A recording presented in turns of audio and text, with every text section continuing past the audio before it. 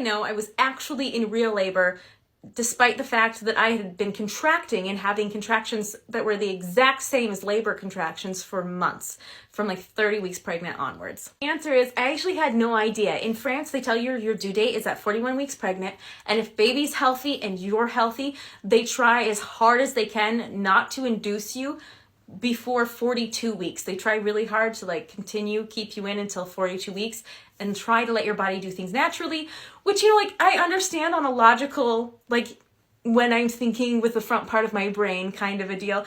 But when you're like 40 weeks pregnant and you've been contracting as if you were in labor for 10 weeks, you're kind of all done. You're all done. So the day I hit 41 weeks pregnant, the day I hit my due date, I had not slept for a couple of days at this point, because you can't sleep if you have contractions that are coming every 30 seconds or less and lasting several minutes long.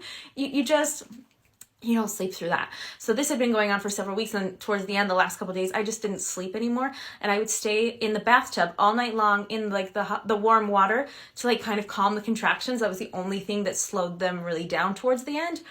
And so oh gosh, I hated it so much, you guys. I hated being pregnant so much. That morning, 41 weeks, I'm like, I've hit the due date now.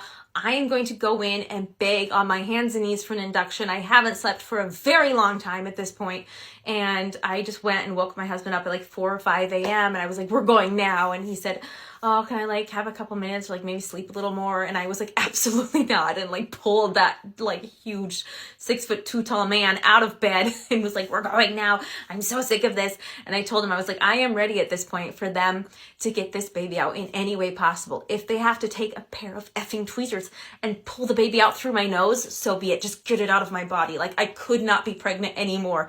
And when I got in, luckily I had dilated. I don't remember if it was to 1/2 centimeter or to 1 centimeter, but they're like, oh, you've dilated a bit, which means we get to keep you.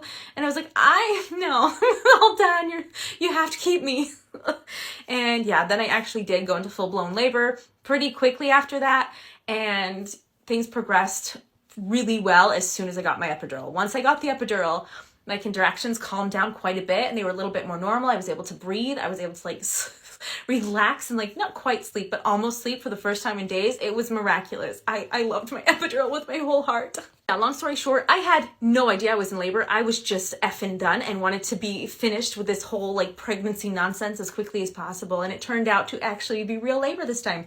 But the contractions were no different than the contractions I'd been having for months previous to this.